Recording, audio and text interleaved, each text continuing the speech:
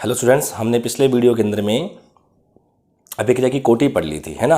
हमारे 2 वीडियो हो चुके हैं इस रासायनिक बलगति की चैप्टर के। इसमें हमने सांद्रता, वेग, आपके वेग नियतांक, द्रव्यानुपाती क्रिया का नियम और वेग नियतांक की इकाइयाँ पढ़ ली थी, ठीक है ना।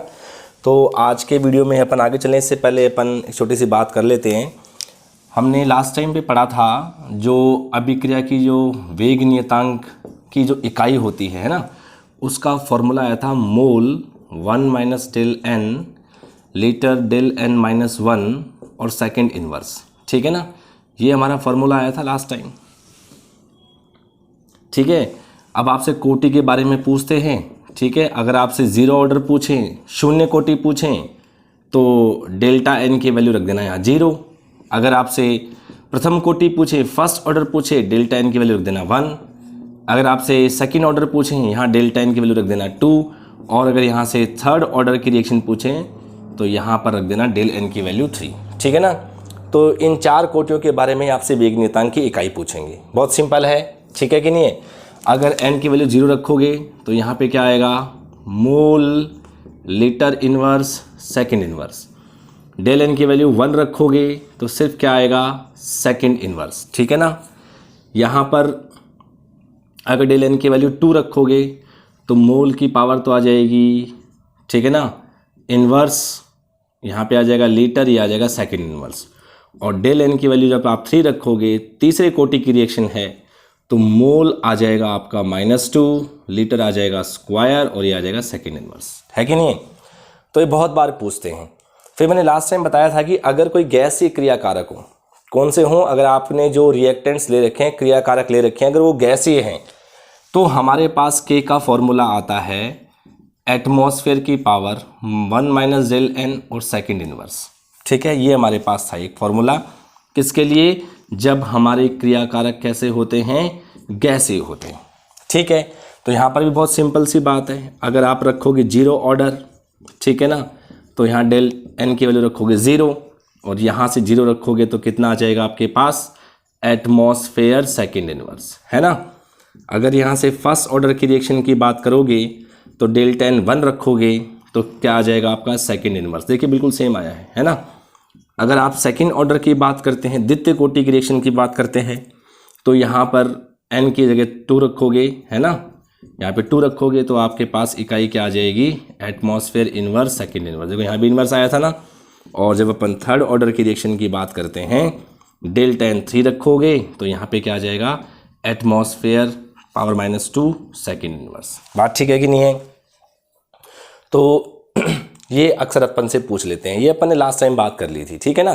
तो वेग नियतांक काफ़ी इंपॉर्टेंट है, कई बार पूछा हुआ है और कई बार पूछा जाता रहेगा आप लोगों से, ठीक है ना। तो अच्छे से आपको ये फॉर्मूला याद होना चाहिए। एक तो आपका ये वाला फॉर्मूला इंपॉर्टेंट है और एक आपका ये वाला फॉर्मूला इंपॉर्टेंट है, ठीक है ना। वो तब होता है जब सांद्रता दी हुई होती है, यानी आपका जो रिएक्शन है उसके अंदर में आयन बने हुए हैं, है ना भाई, लिक्विड सॉल्यूशन है। और ये तब होता है जब आपके पास में जो क्रियाकारक हैं वो कैसे हैं, गैस में हैं, ठीक है। इसके आगे अपन पढ़ते हैं वेग को प्रभावित करने वाले कारक कौन कौन से हैं, ठीक है। चलिए अगला जो टॉपिक आता है, आज का जो अपना मेन वीडियो है, थर्ड वीडियो, उसमें अपन पढ़ेंगे वेग को प्रभावित करने वाले कारक, ठीक है। चलिए फर्स्ट अपन बात करते हैं अभिकारकों की सांद्रता, ठीक है।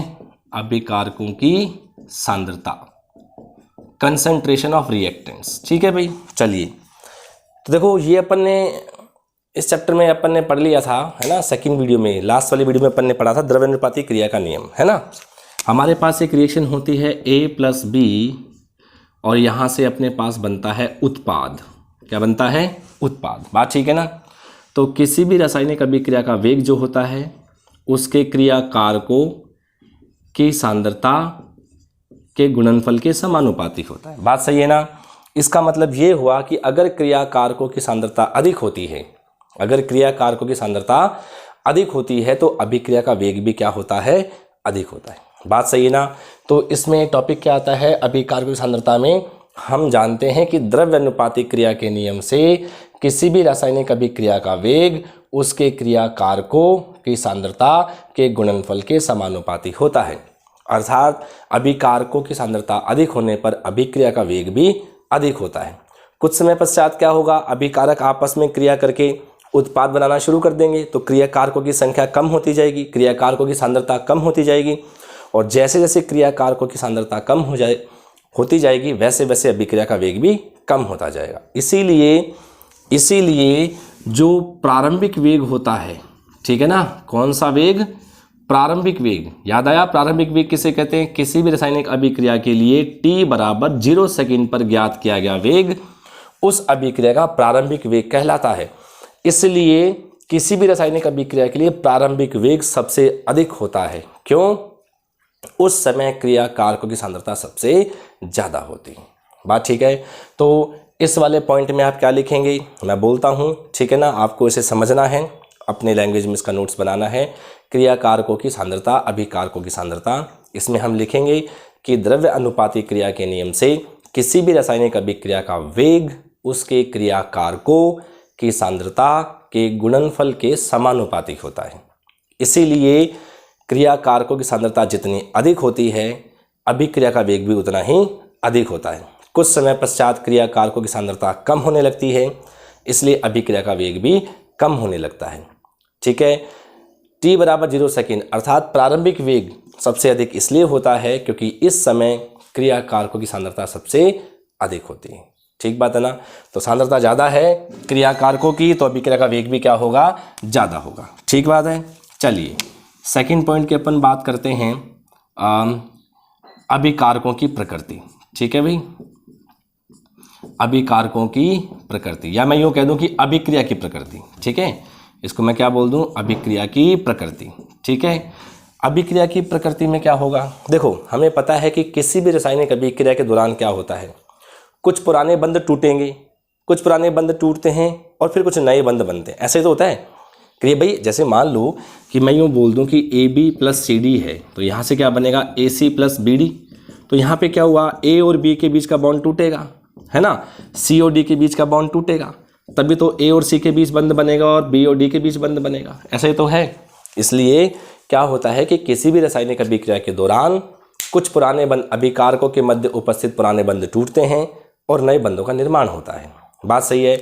इसलिए अभिक्रिया को होने में कुछ समय लगता है।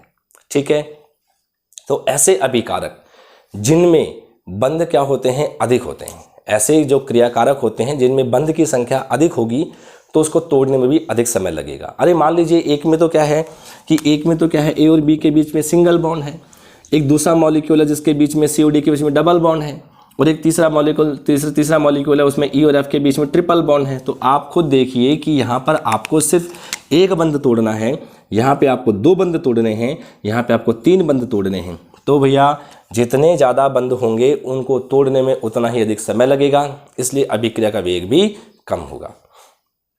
बात सही है ना? तो किसी भी अभिकारक अणुओं में बंध की संख्या जितनी अधिक होती है उन बंधों को तोड़ने में समय लगता है, इसलिए अभिक्रिया का वेग भी कम होता है। बात सही है कि नहीं? और इसके अलावा कुछ ऐसे भी मॉलिक्यूल होते हैं जिनमें बंध की संख्या बराबर होती है, लेकिन एक में बंध प्रबल होता है, एक में बंध दुर्बल होता है। तो हमें पता है अगर जिसका बंध प्रबल होगा तो उसको टूटने में टाइम लगेगा। जैसे फॉर एग्जांपल हमारे पास कार्बन मोनोऑक्साइड है, हम इसका ऑक्सीकरण करेंगे तो क्या बनेगा, CO2, बैलेंस करेंगे 2 यहाँ 2 यहाँ। बात ठीक है ना? ऐसे हमारे पास में नाइट्रिक ऑक्साइड है, इसका भी अपन ऑक्सीकरण करेंगे तो क्या बनेगा, NO2, 2 यहाँ लगाएंगे तो 2 यहाँ लगाएंगे। लेकिन यहाँ पर क्या होता है कि ये तो कैसा है, मंद है, और ये कैसा है, तीव्र है, यानी बिल्कुल सेम रिएक्शन हो रही है। ठीक है ना? ये कार्बन मोनोऑक्साइड है, नाइट्रिक ऑक्साइड, इसका भी ऑक्सीकरण, इसका भी ऑक्सीकरण, दोनों में क्या बना, डाइऑक्साइड। लेकिन कार्बन मोनोऑक्साइड से कार्बन डाइऑक्साइड का बनना एक स्लो रिएक्शन है, और नाइट्रिक ऑक्साइड से नाइट्रोजन डाइऑक्साइड का बनना एक फास्ट रिएक्शन है। क्यों है? क्योंकि कार्बन मोनोऑक्साइड के मध्य जो उपस्थित बंध होता है वो प्रबल होता है, इसलिए इसकी अभिक्रिया का जो वेग होता है वो धीमा होता है। इनके मध्य जो बंध होगा वो कंपैरेटिवली इससे थोड़ा दुर्बल होता है, इसलिए अभिक्रिया का वेग भी अधिक होता है। बात समझ में आ गई ना?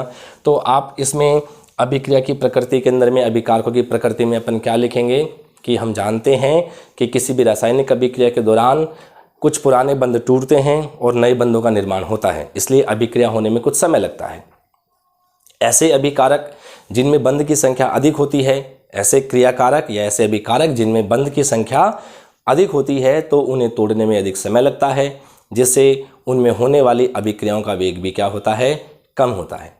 इसके अलावा कुछ ऐसे अणु होते हैं, कुछ ऐसे अभिकारक होते हैं जिनके मध्य उपस्थित बंध प्रबल होता है, इसलिए उन बंधों को तोड़ने में भी समय लगता है, इसलिए उनकी जो अभिक्रिया का वेग है वो कम होता है। जैसे कार्बन मोनोऑक्साइड और नाइट्रिक ऑक्साइड, कार्बन मोनोऑक्साइड और नाइट्रिक ऑक्साइड के ऑक्सीकरण से क्रमशः कार्बन डाइऑक्साइड और नाइट्रोजन डाइऑक्साइड बनता है, परंतु CO2 का बनना एक मंद वेग है, जबकि NO2 का बनना एक तीव्र वेग है।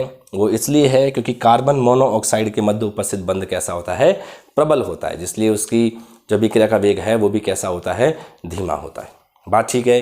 तो 2 पॉइंट हमें समझ में आए, अभिकारकों की सांद्रता और अभिक्रिया की प्रकृति, अभिकारकों की प्रकृति, ठीक है ना। चलिए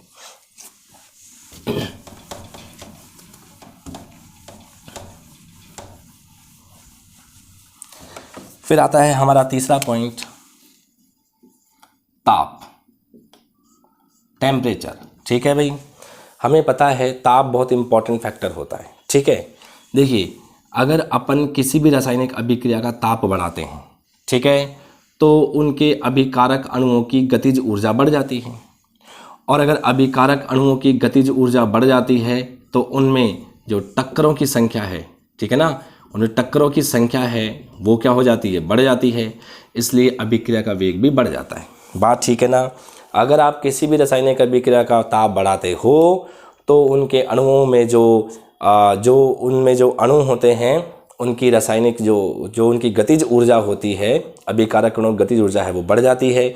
जब उनकी गतिज ऊर्जा बढ़ जाती है तो उनमें आपस में टक्कर होना प्रारंभ हो जाते हैं, और जब टक्करें होती हैं अभिकारक अणुओं के मध्य तभी तो बंध टूटते हैं। इसका मतलब अभिक्रिया का वेग बढ़ जाता है। वैसे हालांकि अभिक्रिया 2 प्रकार की होती है, ऊष्माशोषी और ऊष्माक्षेपी।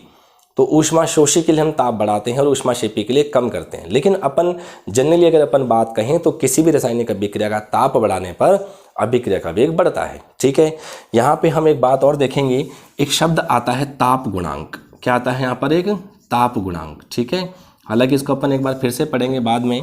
ताप गुणांक जो होता है वो क्या होता है कि किसी रासायनिक अभिक्रिया का T डिग्री सेल्सियस, और फिर अपन क्या करते हैं उसका ताप बढ़ा देते हैं कितना, 10 डिग्री सेल्सियस। बात ठीक है ना। तो किसी रासायनिक अभिक्रिया का T डिग्री सेल्सियस ताप पर वेग नियतांक कितना है, KT, और 10 डिग्री सेल्सियस बढ़ा देने पर ताप नियतांक क्या हो जाता है, T+10। बात ठीक है। तो ऐसी रासायनिक अभिक्रिया जिनमें 10 डिग्री का अंतर होता है, जैसे मान लो कि ये रिएक्शन करवा रहे हैं अपन 25 डिग्री सेल्सियस पर, तो ऊपर वाली कितनी हो जाएगी, 35 डिग्री सेल्सियस पर। बात सही है। ऐसी कोई रासायनिक अभिक्रिया जिनके मध्य ताप का अंतर कितना होता है, 10 डिग्री सेल्सियस का अंतर होता है, उनके वेग नियतांकों का जो अनुपात होता है वो ताप गुणांक कहलाता है। बात सही है। किसी भी रासायनिक अभिक्रिया के वेग नियतांकों का अनुपात जिनमें 10 डिग्री का अंतर होता है ताप गुणांक कहलाता है, और इस ताप गुणांक का मान लगभग कितना होता है, दुगना होता है।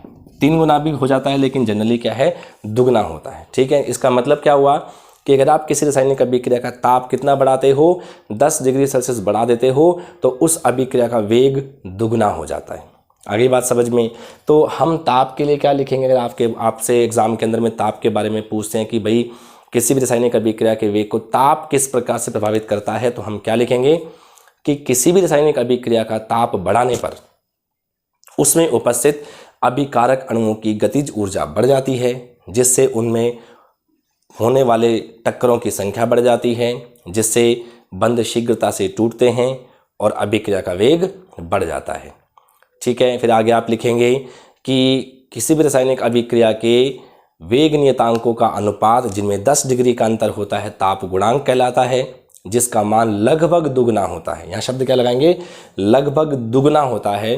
अर्थात किसी भी रासायनिक अभिक्रिया का ताप 10 डिग्री सेल्सियस बढ़ा देने पर, अर्थात किसी भी रासायनिक अभिक्रिया का ताप 10 डिग्री सेल्सियस बढ़ा देने पर अभिक्रिया का वेग दुगना हो जाता है। ठीक बात है। तो ये आता है अपने ताप के अंदर। ठीक है, फिर अपन लिखते हैं 4th पॉइंट, उत्प्रेरक।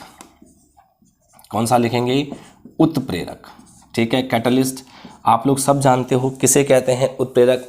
ऐसे रासायनिक पदार्थ ऐसे रासायनिक पदार्थ जो किसी रासायनिक अभिक्रिया के वेग को परिवर्तित कर देते हैं और स्वयं में कोई परिवर्तन नहीं होता, उत्प्रेरक कहलाते हैं। बात सही है ना?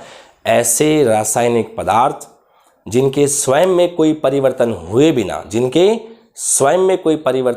बिना किसी भी रासायनिक अभिक्रिया के वेग को परिवर्तित कर देते हैं, उन्हें उत्प्रेरक कहते हैं। परिवर्तन करने से मतलब ये है कि वो वेग को बढ़ा भी सकते हैं और वेग को घटा भी सकते हैं। ठीक है, अगर धनात्मक उत्प्रेरक होगा तो वेग को बढ़ाएगा और ऋणात्मक उत्प्रेरक होगा तो वेग को कम कर देता है। बात सही है? तो अपन सामान्यतया किसी भी अभिक्रिया के वेग को बढ़ाते हैं, इसलिए हम सामान्यतया धनात्मक उत्प्रेरक का इस्तेमाल करते हैं। ठीक है, अब क्वेश्चन ये आता है कि सर उत्प्रेरक ऐसा क्या कर देता है, अभिक्रिया का वेग क्यों बढ़ जाता है? बात ठीक है, क्योंकि जो उत्प्रेरक होता है वो किसी भी रासायनिक अभिक्रिया की सक्रियण ऊर्जा को कम कर देता है। कौन सी ऊर्जा को? सक्रियण ऊर्जा को कम कर देता है। अब अगर सक्रियण ऊर्जा को कम कर देता है तो उस रासायनिक अभिक्रिया को एक वैकल्पिक छोटा पथ मिल जाता है। छोटा पथ मिल जाने से अधिकांश अभिकारक अणु उस ऊर्जा अवरोध को पार कर जाते हैं। इसको अपन ग्राफ से समझते हैं, देखेंगे आपको बहुत अच्छा समझ में आएगा। अपन यहाँ पर एक ग्राफ पढ़ेंगे, ठीक है ना? यहाँ पर यह है स्थितिज ऊर्जा, ठीक है, और यहाँ पर है अभिक्रिया की प्रगति। ठीक है, इसमें अपन ग्राफ खींचेंगे। ठीक है, ध्यान देना, देखो। ठीक है, यहाँ पे कौन होते हैं? क्रियाकारक AB प्लस CD, ये कौन है? क्रियाकारक। तो यहाँ पर जो इसकी एनर्जी है, क्रियाकारकों की जो एनर्जी है उसको मैं क्या बोलूँगा? ER, energy of reactant. यहाँ पे आपके उत्पाद बन गए AC प्लस BD। यहाँ के जो इन उत्पादों की जो ऊर्जा है उसको मैं बोलूँगा EP। क्या बोलूँगा? EP। बात ठीक है, ओके। और जो इनका अंतर होता है उसको अपन बोलते हैं डेल्टा H। ठीक है ना? एंथैल्पी में अंतर। बात सही है, ओके। अब क्या होता है कि ये जो क्रियाकारक है ना, इनको इस उत्पाद में बदलने के लिए पहले यहाँ तक पहुँचना होता है। बात सही है ना? तो जो ये होता है ना, ये यहाँ से लेकर यहाँ तक का, इसे ही अपन बोलते हैं सक्रियण ऊर्जा। क्या बोलते हैं इसको? सक्रियण ऊर्जा। ठीक है, इसको अपन बोलेंगे EA1।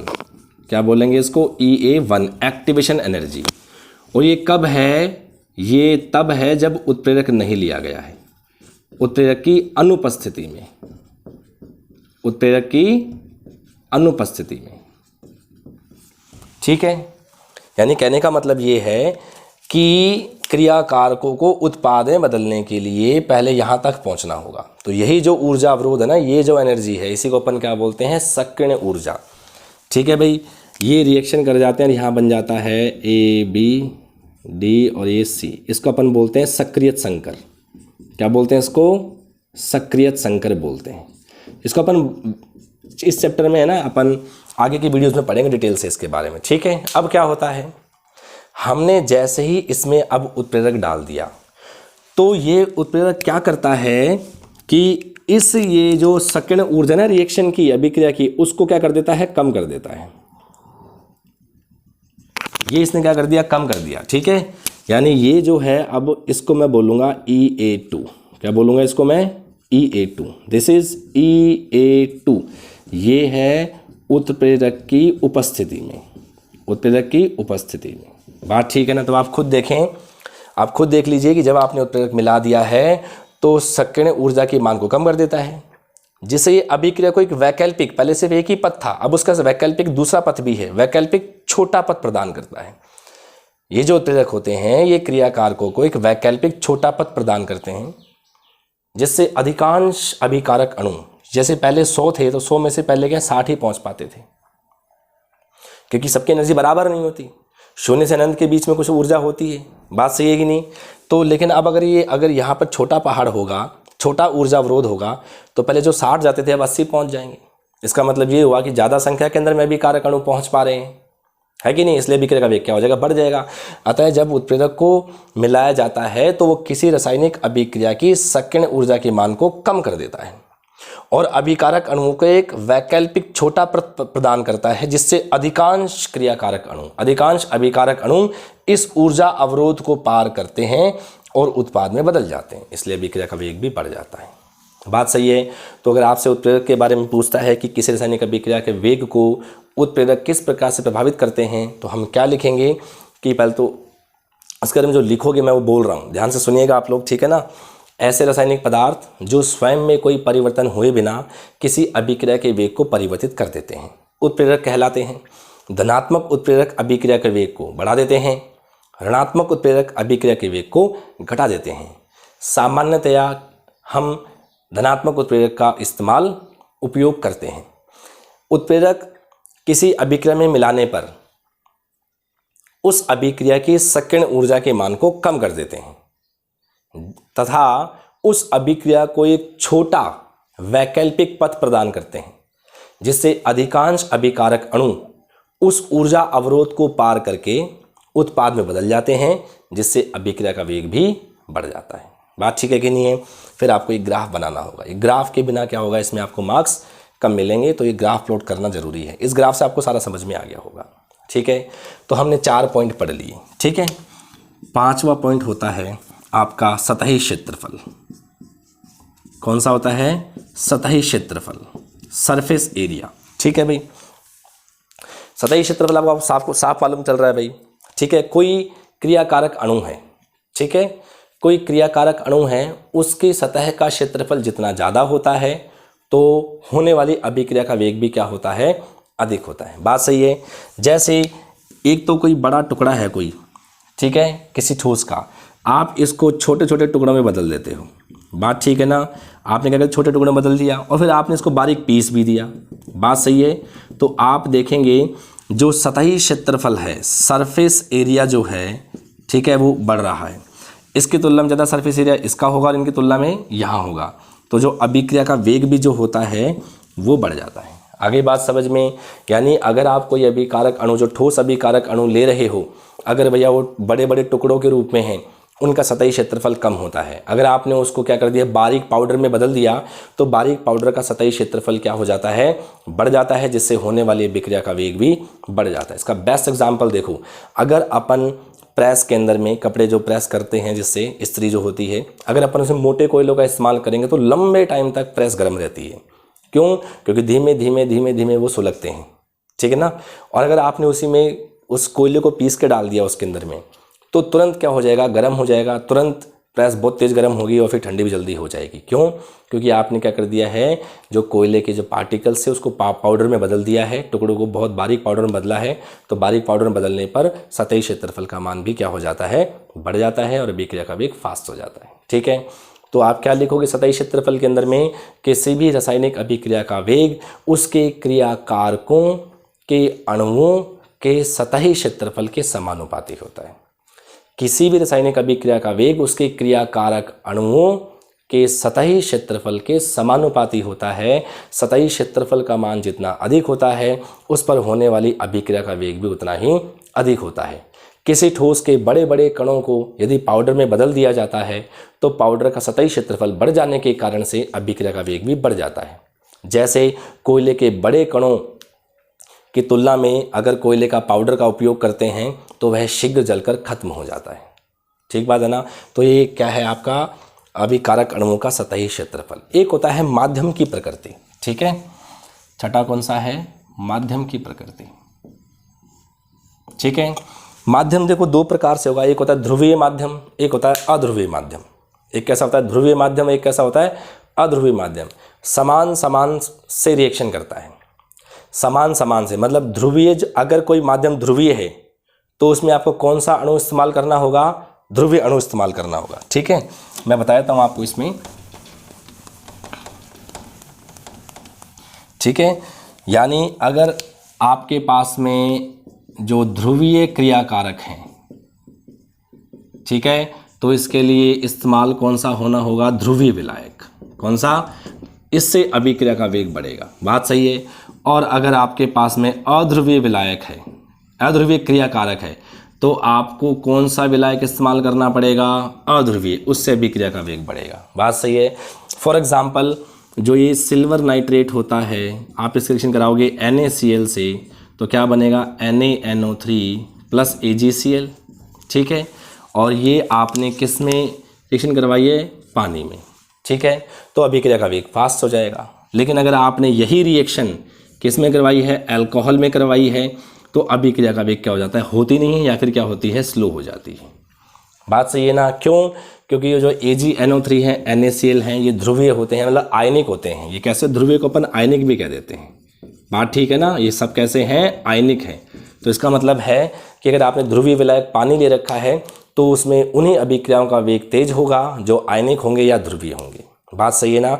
तो ध्रुवीय माध्यम के अंदर में जो ध्रुवीय अणु होते हैं उनके अभिक्रियाओं का वेग अधिक होता है, और जो अध्रुवीय माध्यम होते हैं, अध्रुवीय विलायक होते हैं, उसमें अध्रुवीय अणुओं के अभिक्रियाओं का वेग अधिक होता है। तो ये होता है माध्यम की प्रकृति, समान समान के लिए होता है। बात ठीक है ना? और जो 7वां पॉइंट आता है आपका लास्ट, वो है प्रकाश रासायनिक अभिक्रिया। प्रकाश रासायनिक अभिक्रिया, फोटोकेमिकल रिएक्शन, ठीक है। कुछ अभिक्रियाएं ऐसी होती हैं जो सामान्य ताप और दाब पर नहीं होती। कुछ रिएक्शंस ऐसी होती हैं जो सामान्यतः नहीं होती, लेकिन अगर हम उन्हें कोई विशेष तरंग दैर्ध्य वाला प्रकाश दे दें, क्या दे दें, विशेष लैम्डा, तरंग दैर्ध्य को अपन बोलते हैं लैम्डा, विशेष तरंग दैर्ध्य वाला कोई फोटोन, कोई प्रकाश दे दें, तो वो अभिक्रिया तीव्र गति से संपन्न हो जाती है। ऐसी अभिक्रिया कहलाती हैं प्रकाश रासायनिक अभिक्रिया। जैसे प्रकाश संश्लेषण, अगर आप अंधेरे में किसी वृक्ष को रखेंगे, किसी पादप को, पौधों को रखेंगे, तो प्रकाश संश्लेषण होता नहीं है या बहुत कम होता है। लेकिन अगर आपने उसको फोटोन दे दिया, प्रकाश की उपस्थिति अगर दे दी है, तो उसमें प्रकाश संश्लेषण फास्ट हो जाता है, तेज हो जाता है। ऐसी अभिक्रिया कहलाती हैं प्रकाश रासायनिक अभिक्रियाएं। जैसे हमारे पास एक रिएक्शन है H2+Cl2, क्या बनता है, 2HCl। ये बहुत ही मंद गति का पद होता है, बहुत स्लो होता है। लेकिन अगर आपने इसी में क्या डाल दिया, कोई विशेष फोटोन डाल दिया, तो ये HCl